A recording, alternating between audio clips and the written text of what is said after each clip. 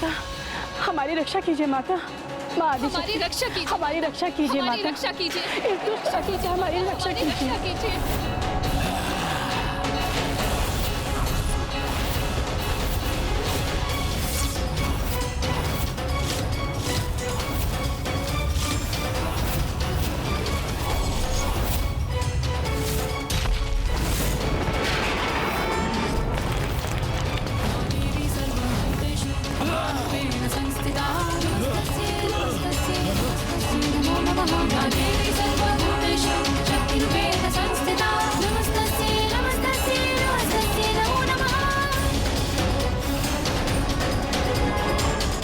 धन्यवाद माता।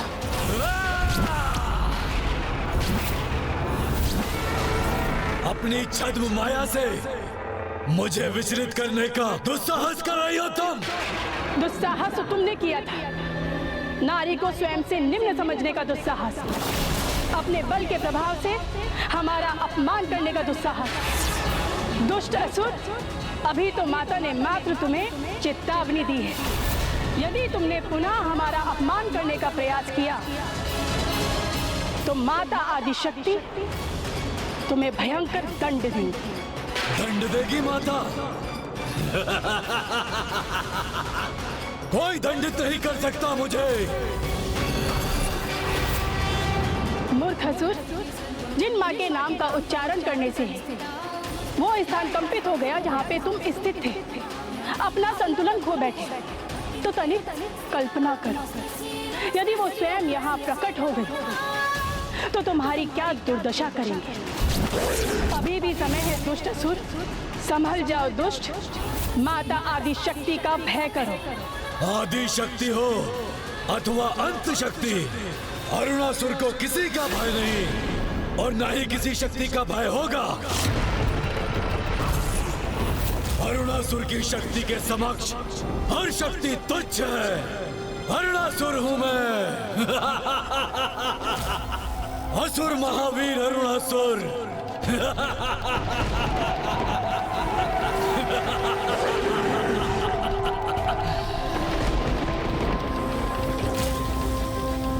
क्या हुआ माँ? क्या घटित हुआ है जिसके कारण से आप इतनी क्रोधित हैं? क्या सूर्यदेव के लुप्त होने से उसी घटना का कोई संबंध है?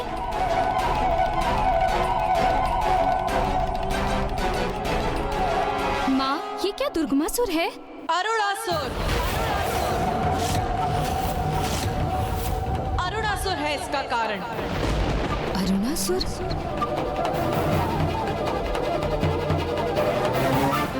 समस्त देवताओं को निगल लिया है उसने, और अब सूर्य देव को भी निगल लिया है। और अब सभी देवता मुझसे सहायता की गुहार लगा रहे हैं। इस दुष्ट के उदर से हमें मुक्त कराने की कृपा कीजिए माता।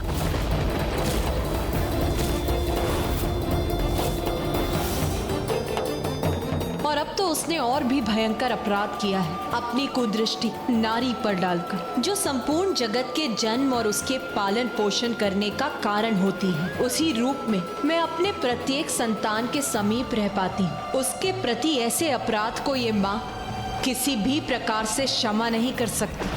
मूर्खता कर रहे हो तुम, बहुत बड़ी मूर्खता। ये कुविचार त्याग दो अरुणासुर। मूर्खता नहीं, मेरा विचार तो मधुर आलाप करने का है। क्या करूं, इतनी सुंदरता जो मेरे समक्ष है, तो मेरे मन में प्रेमालाप करने की इच्छा तो जागृत होगी ना।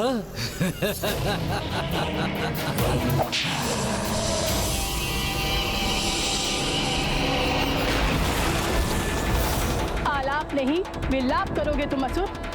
जब स्वयं माता आदिशक्ति हमारी सहायक है तो कोई हमारा अहित नहीं कर सकता। ना ही अब देवियों के अश्रु बहेंगे और ना ही अब वो दुष्ट असुर अपने नेत्रों से उन पर कुदृष्टि डाल सकेगा।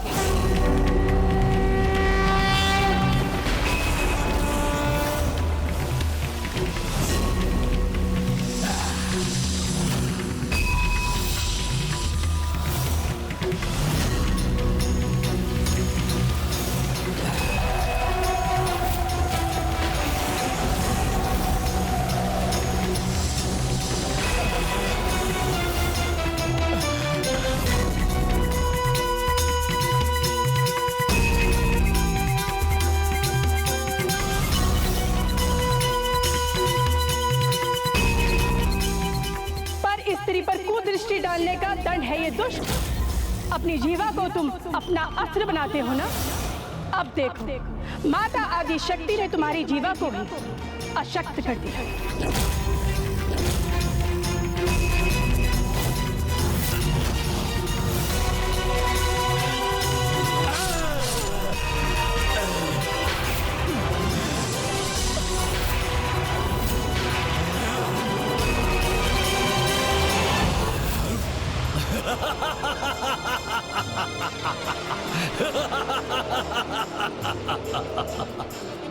तुम्हारा स्पर्श करने में असमर्थ हुआ तो क्या, किंतु तुम्हें बंदी तो बना सकता हूं ना मैं।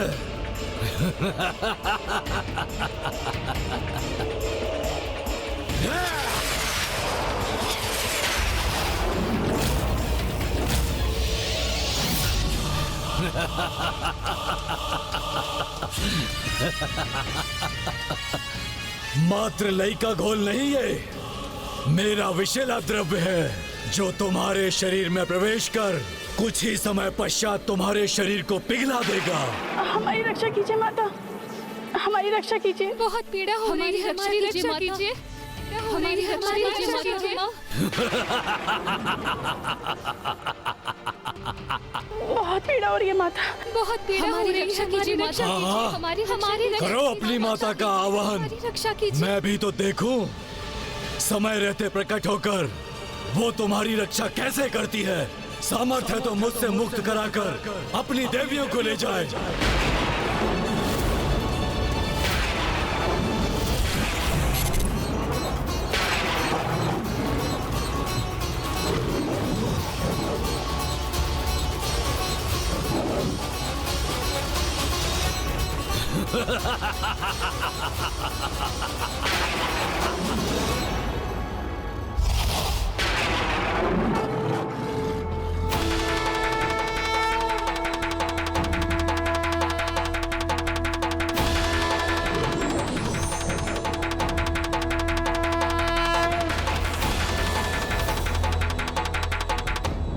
माता अवश्य देवी शची और अन्य देवियों को मुक्त कराने स्वर्ग लोग गई हैं।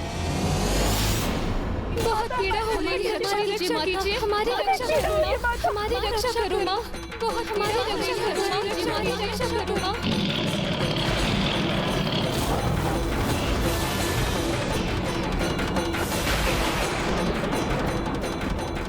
पीड़ा हो रही है माता, हमारी रक्षा कीजिए।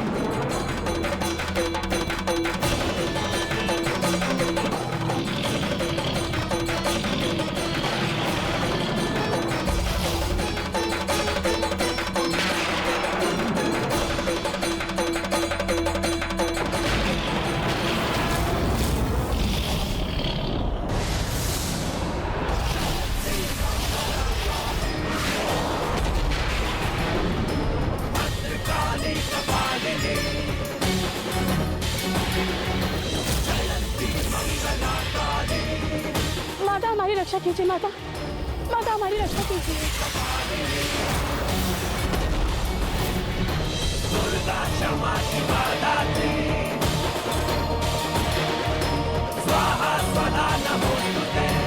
धन्यवाद माता।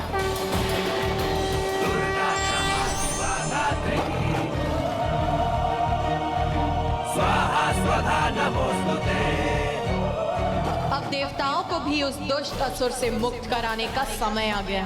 अरुणासुर, अब शीघ्र अंत होगा तुम्हारा। नहीं, शीघ्र अंत होगा तुम्हारा। क्या हुआ फूफा जी ब्रह्मदेव, आप इतने चिंतित क्यों हैं? अरुणासुर का वध इतनी सहजता से संभव नहीं पुत्र, इसलिए देवी को वहां जाने से रोक लो पुत्र गणेश, क्योंकि उस असुर को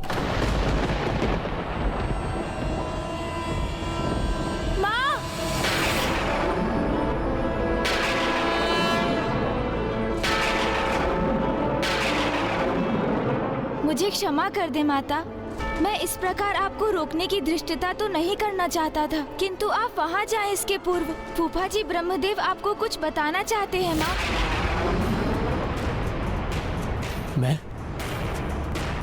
मैं कहाँ कुछ बताना चाह रहा था? किंतु फूफा जी, अभी तो आपने कहा था ना कि अरुणासुर का वध सहजता से संभव नहीं है।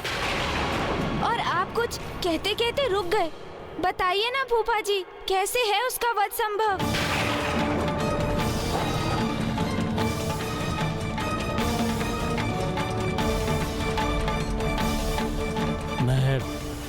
मैं इस विषय में कुछ नहीं कह सकता।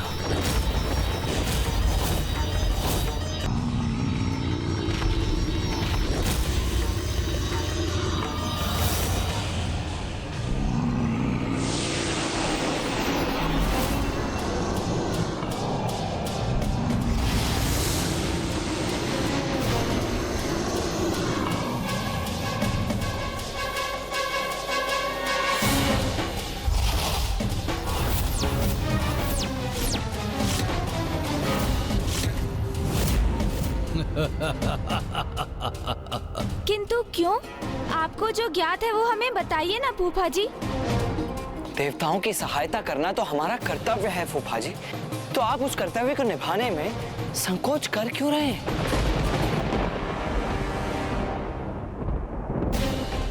इस दुष्ट अरुणासुर का जीवन तो किसी वरदान से सुरक्षित प्रतीत होता है।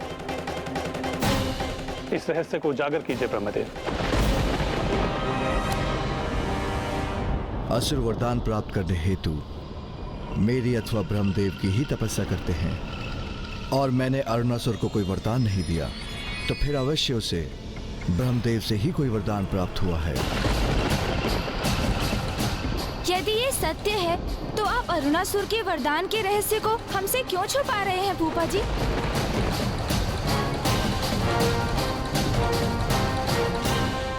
अमर हो तुम देवता, इसीलिए मेरे उदर में जीवित रहकर अपच ही उत्पन्न करोगे जो मुझे स्वीकार नहीं है। इसीलिए अब तुम्हें मेरे कारागार में बंदी रहना होगा। बताओ दुष्ट, कहाँ है देवी शची? ओहो, मेरे उदर से मुक्त क्या हुए? सर्वप्रथम देवी शची की कुशलता पूछी तुमने। वाह! उनके प्रति इतना स्नेह है तुम्हें, किंतु तुम्हारे प्रश्न का उत्तर इस पर निर्भर है इंद्रदेव कि उन पर मेरी विषैली शक्ति सफल हुई अथवा माता के प्रति उनकी निरर्थक भक्ति। दुष्ट असुर, शत्रुता की भी एक मर्यादा होती है, किंतु आज तूने अपने दमवश मर्यादा की सभी सीमाओं का उल्लंघन किया है। स्मरण रखो दुष्ट असुर, तुम्हारा दम ही तुम्हारे पतन का कारण बनेगा। शीघ्र ही तुम्हारा वध होगा। वध होगा? और मेरा? मेरे अंत की कामना करने वाले मूर्ख देवताओं, कभी सत्य नहीं होगी तुम्हारी ये कामना, क्योंकि मेरा वध असंभव है।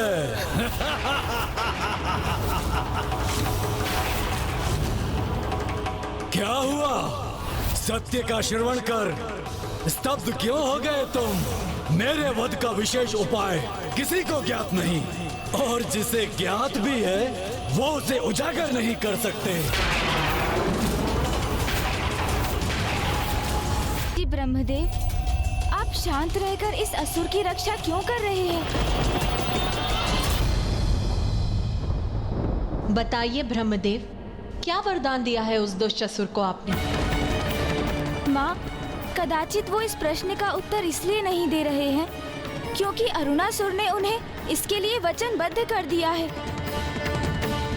अन्यथा वो हमें बताने में तनिक भी विलंब नहीं करते। माँ, गणेश का अनुमान उचित है। मैं अपने वचन में बंधा होने के कारण कुछ भी कहने में असमर्थ हूँ।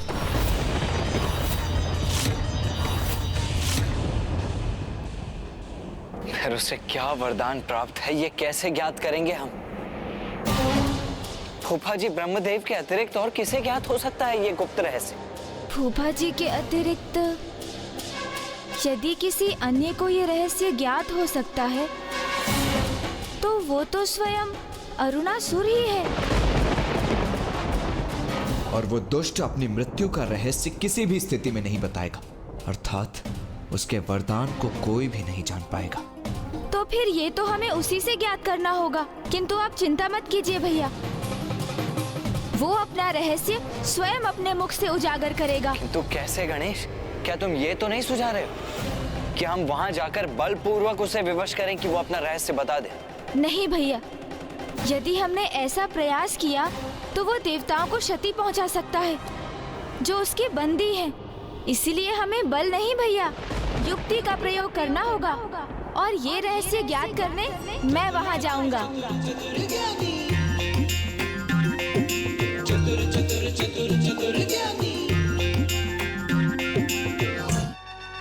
माता, आप स्वयं ही कहा करती हैं ना कि बिना पूर्ण सोच विचार किए कार्य कभी सफल नहीं होते। इसीलिए आपके वहां जाने के पूर्व मुझे एक अवसर प्रदान कीजिए माँ, कि मैं वहां जाकर उस दुष्ट की मृत्यु का भेद जान सकूं। मैं वचन देता हूँ माँ, मैं सफल होकर ही लौटूंगा। धन्यवाद माँ। गणेश, वो दुष्ट तुम्हें वहां पाकर कोई नवीन दुष्टता अवश्य करेगा, इसीलिए तुम्हारी सुरक्षा के लिए मैं भी तुम्हारे साथ चलूंगा। नहीं भैया, आप मेरी चिंता मत कीजिए।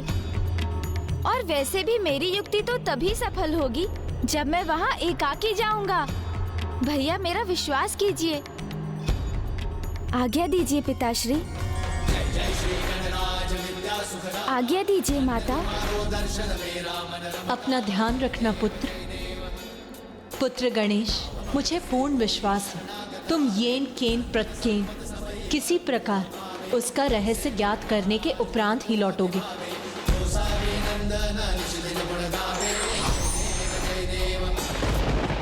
प्रतीत होता है गणेश को कोई युक्ति भी सूझ चुकी है और उसने उसके अनुसार अपनी योजना की रचना भी कर ली है।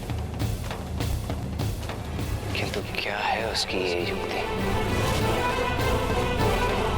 प्रदान कीजिए माँ, कि मैं वहाँ जाकर उस दुष्ट की मृत्यु का भेद जान सकूं। मैं वचन देता हूँ माँ, मैं सफल होकर ही लौटूंगा। अपना ध्यान रखना पुत्र।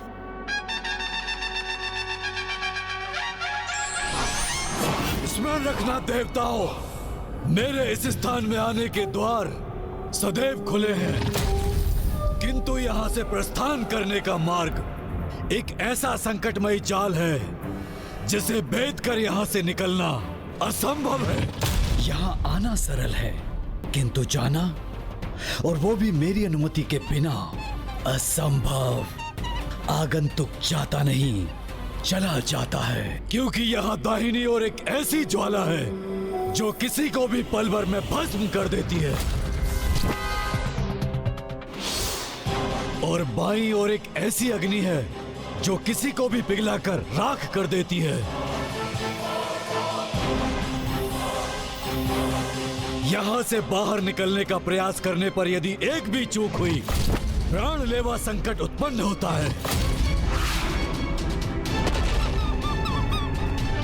यदि उस संकट को कोई भी पार कर जाए, फिर उससे भी नवीन संकट प्रकट होता है, और जो आकाश मार्ग से यहाँ उड़ने का प्रयास करते हैं, उनका भी यही परिणाम होता है। अग्नि की लपटें उठकर उन्हें भस्म कर देती हैं। इसीलिए यहाँ आना सरल है, किंतु यहाँ से सुरक्षित जाना असंभव।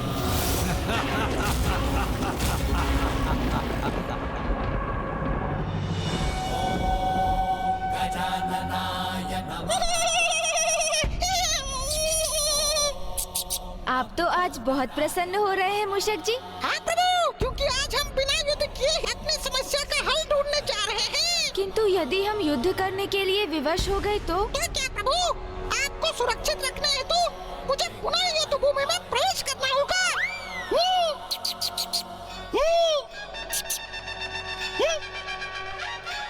यहाँ का प्रवेश द्वार तो खुला है और यहाँ कोई द्वारपाल भी नहीं। ये कैसी मूर्खता है इस असुर की? शत्रु को मूर्ख समझने वाला बहुत बड़ी मूर्खता करता है मूषक जी। आप मुझे मूर्ख पुकार रहे हैं प्रभु?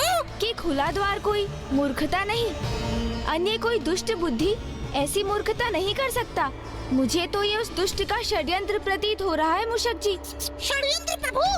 अर्थात संकट? हाँ मूषक जी, किंतु भयभीत मत होइए आप, क्योंकि भयभीत होना तो पराजय के द्वार खोलता है। और हम यहाँ पर पराजित होने नहीं आए हैं। चलिए अब भीतर चलना होगा।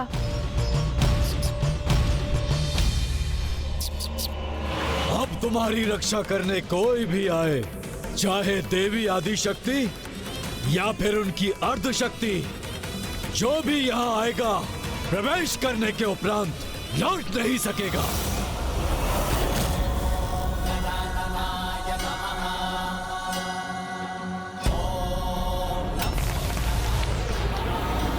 मुझे ऐसा आभास क्यों हो रहा है जैसे मेरे पीछे कुछ हो रहा हो?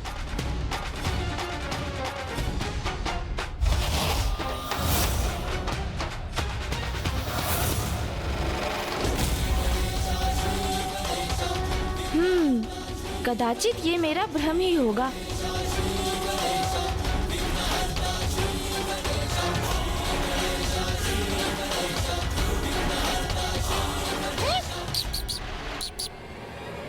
बाहर निकलो अरुणासुर! मैं पार्वती नंदन श्री गणेश तुम्हें युद्ध के लिए चुनौती देता हूँ। आओ बाहर निकलो, युद्ध करो मुझसे। प्रभु ये क्या वास्तव में हम यहाँ युद्ध लड़ने ही आए हैं? प्रभु आपने तो कहा था यहाँ शक्ति नहीं युक्ति का प्रयोग करेंगे हम, फिर आप इस असुर को युद्ध की चुनौती क्यों दे रहे हैं प्रभु? चिंता मत कीजिए मूषक जी, बस आप तो देखते जाइए। यदि है इतना सामर्थ्य तो युद्ध करो मुझसे, प्रदर्शन करो अपने सामर्थ्य का। बाहर आओ।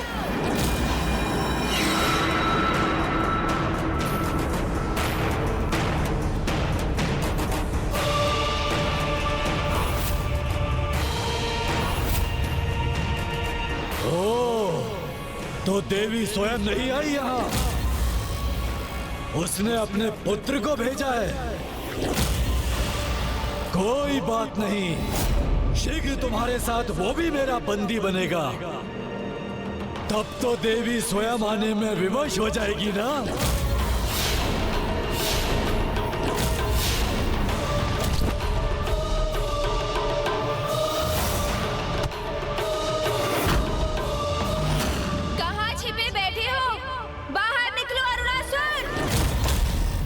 इतने ऊंचे स्वर में पुकारने का क्या लाभ? मुझसे युद्ध करोगे? इतना विश्वास है अपने सामर्थ्य पर तो स्वयं ये भीतर क्यों नहीं आ जाते? तो फिर तनिक प्रतीक्षा करो असुर।